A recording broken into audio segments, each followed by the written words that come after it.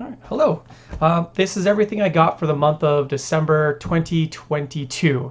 So end of the year, I got a lot of stuff. Probably because a lot of things do get shipped in for like end of year holidays and everything, but also things that get delayed usually then get pushed and shipped in December as well. So taking things off to singles, nothing too big or crazy actually. Pretty decent stack. A lot of these books are actually coming to an end, so maybe I'll have to find some new books to read, or maybe there's some I've ordered and I just don't realize they're coming. I don't know. I don't keep very good track of what I'm getting month to month. Starting off though, I got issue or maybe volume 3, A Magical Beatdown Girl. This is like a small print book, I guess, by Jen Woodall. Sorry, Silver Sprocket published it. It's basically there's this teenage girl, and when she gets harassed or confronted, she turns into Magical Beatdown Girl and beats the crap out of mostly boys in the first 2 issues, just like guys harassing her. So yeah, it's really fun. Only a couple of colors, nice use of tones and stuff. So yeah, there's a nice spread. You see Magical Beatdown Girl coming on her motorcycle and her katana, about to probably beat up these boys. Yep, cuts that dude's face right off. Nice.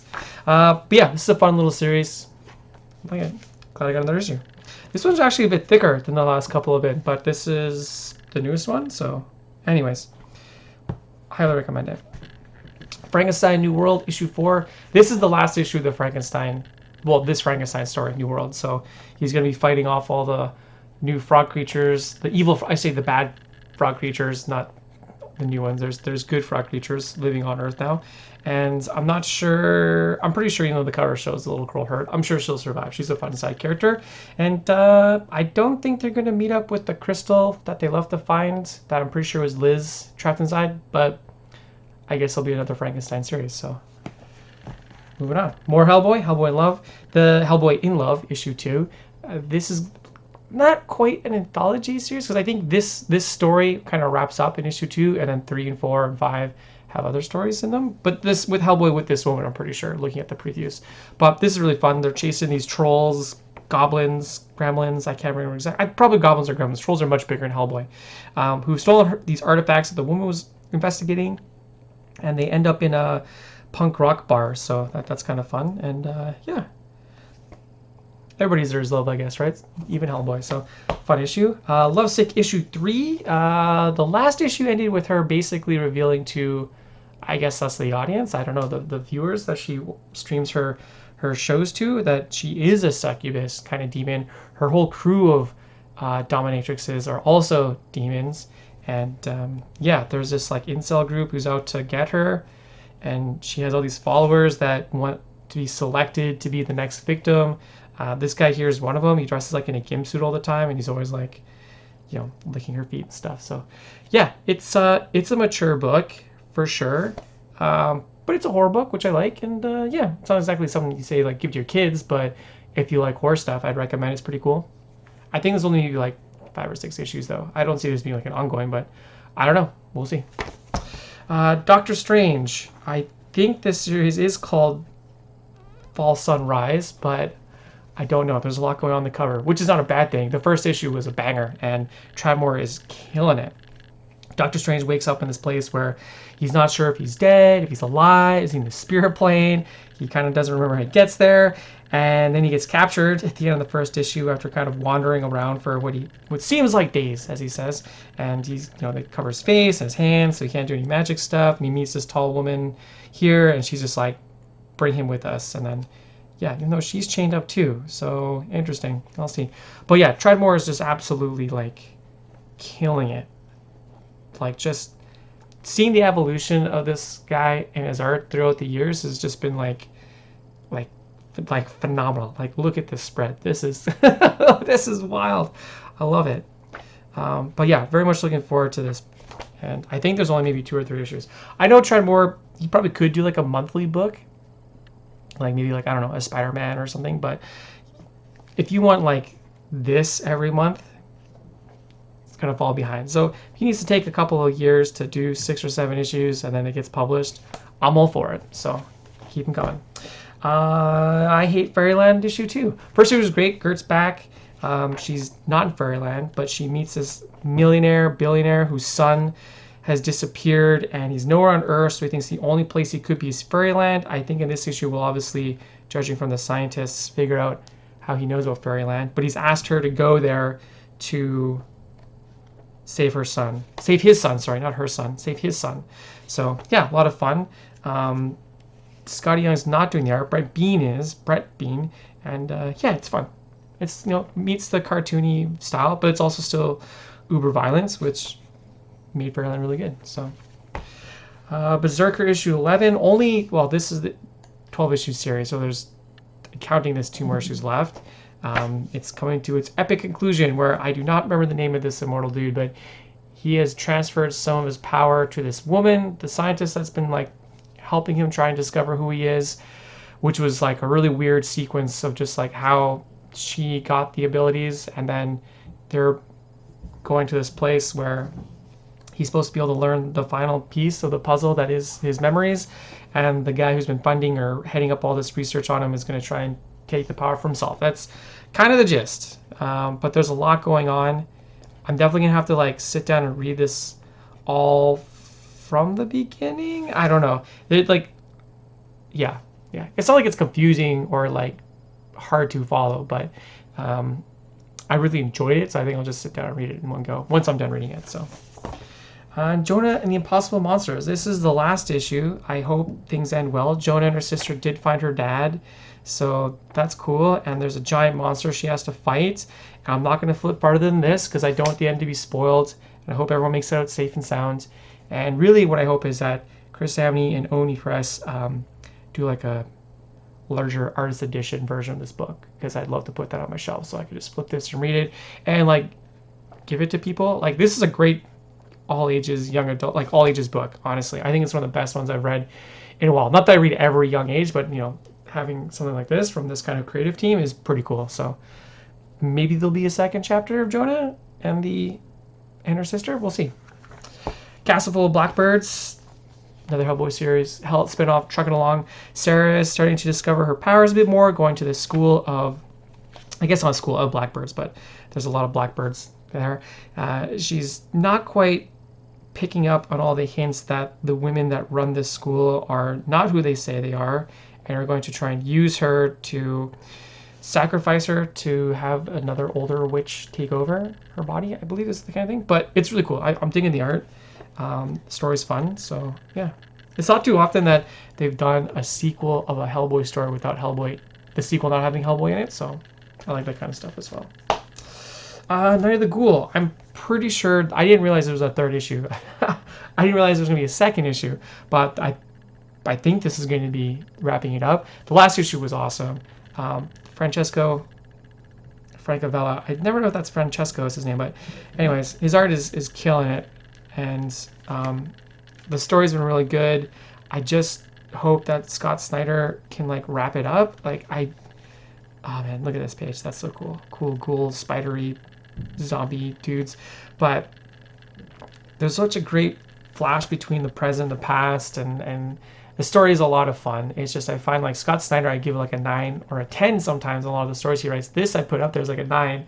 But I've read stories like that from him where like it's like everything's really good, and then the ending's like a 6. It's just kind of disappointing. So, but it's been a fun, it's all about the journey, right? So it's been really good. I'm enjoying it.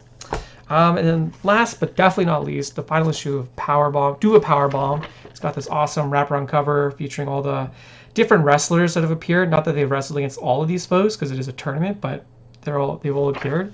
And I'm not going to flip this issue open. It's the last one. I don't want anything spoiled. This is the second best book I read in 2022. Number 1 being Ducks by Kate Beaton, but this is like as a comic book with action and adventure and a story. Daniel Warren Johnson does it again. Whatever this guy does next, I'm going to buy, obviously, but I can't recommend this book enough. I kind of just want to, no, I'm not, I'm not going to flip it open. I'll wait till I actually read it, but yeah. So that's all the singles. Like I said, pretty decent stack, but I mentioned I got a big box, so let's take a look at these bad boys. Oh my goodness. Okay. A lot of heavy books in there. Up first, I got Friday Book 2. This is obviously the second volume of the Friday series by Ed Brubaker and Marcos Martin. Originally gets posted on Panel Syndicate, which is a site that Marcos Martin runs. I'm pretty sure Brian K. Vaughan, but you basically can pay what you want for issues. I just wait for it to get collected because I've read a lot of books on Panel Syndicate, and I have nothing against like webcomics. I read a lot of stuff on my iPad and on the internet, but when Ed Brubaker and Marcos Martin are working on something, I want a hardcover that I can put on my shelf and just go back to and enjoy and just like, get that good paper smell. Just, it smells great.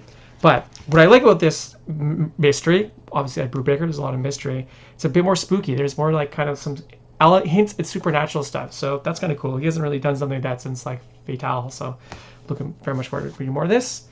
I do think there'll probably be a volume 3, judging from what's on Panel Syndicate, but we'll see. I got Afro Samurai. This is just a reprint of the original manga by Takashi Okazaki. So if you're a fan of Afro Samurai, I really dug the anime when it came out, and I really like this artist. So when I saw I was able to get this reprint, I figured why not. So yeah, his art's awesome. Story of him battling to kill the man who killed his father, classic. So very much looking forward to that. Usagi Yojimbo Origins. This is volume 4. This one's actually called Lone Goat and Kid, which obviously is a play like Lone Wolf and Son. Kind of interesting that they didn't just use Lone Wolf and Son, but it's fine. It's 2 on the nose. But yeah, I really like these origin books because I've never really had a chance to read these when they first came out, and seeing color, the color is really nice on it, so that's good. But I still don't know if these are going to keep going on at IDW, because IDW is not going to be printing the new Usagi Yojimbo anymore. So yeah, that's going to be interesting. More so just as a collector, like, does that mean I get volume 5 through Dark Horse, and is it still in color? Because Dark Horse they print all the original Usagi Yojimbo stuff in black and white, and I don't want to, I could start over, but then I got 4 volumes in color, and then yeah, predict first world problems. Hey, it's been a couple of months, right? So another volume of Berserk.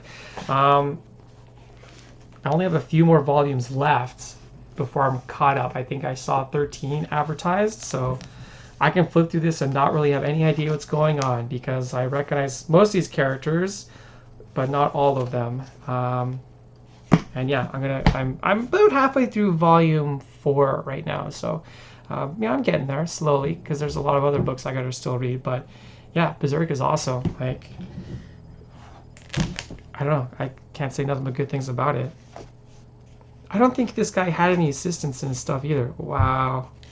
Sorry, okay, oh boy. Some nudity there, sorry. But yeah, Berserk, it's awesome. Can't get enough. Then yeah, I got volume 2 of, book 2 I should say, not volume, book 2 of Monstrous. This is just a hardcover collection, so I think this collects like volumes 4 through 6 maybe, but written by Marjorie Liu and Sana Takeda does the art. It's awesome. The art is really what stood out. I like Marjorie's writing. I've read a few of her books, and she was writing mostly for Marvel. But yeah, it's high fantasy kind of stuff, and this little girl can communicate with this monster, hence the title Monstrous. And they live in this world where it's more like matriarchal, so like women are in charge. And I'm not going to flip too much through this because I don't want to spoil too much. But yeah, it's awesome. Like, I don't know, if you play JPRGs or something, pick up Monstrous. And then, this one I've been really looking forward to for a while to get. Catwoman Lonely City. This is Cliff Chang writing and drawing. It's DC Black Label, so it's their more mature line, I guess. I don't know. This is going to be violent, but the idea is that 10 years ago, something happens, maybe I don't know exactly the details, but basically Batman, the Joker, Commissioner Gordon all die, and Catwoman goes to jail for 10 years, and now she's out pulling one last heist. Trying to pull one last heist. So, yeah, very much looking forward to this. I love these kind of what-if stories. Cliff Chang is just like a phenomenal artist as well, so it's a real treat. Looking forward to this. And then I got a couple of art books by Gilliam March, Cover Girls 1 and 2. This just really collects a lot of his old stuff, I guess, some of his like pin-up art and stuff when he was working in Italy. One of them has a comic that's the first time it's been printed in English as well, so I don't want to flip too much through these because there is like, nudity in there, but yeah. Also cool to get something. I really like this book Carbon that he published through Image last year. And it's interesting to see just like again the evolution of his art over the last like 8 to 10 years. So as you would hope that anyone who's drawing as much as comic artists and cartoonists are, that you would see some growth in their style and how they do and everything. So yeah, that is everything for December 2023. End of the year, definitely on a bang. Lots of good stuff in there to read, catch up on.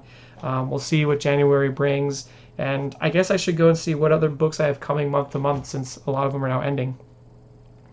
And yeah, as always, let me know what you think. Send me your jeers, send me your cheers, and I'll see you next month.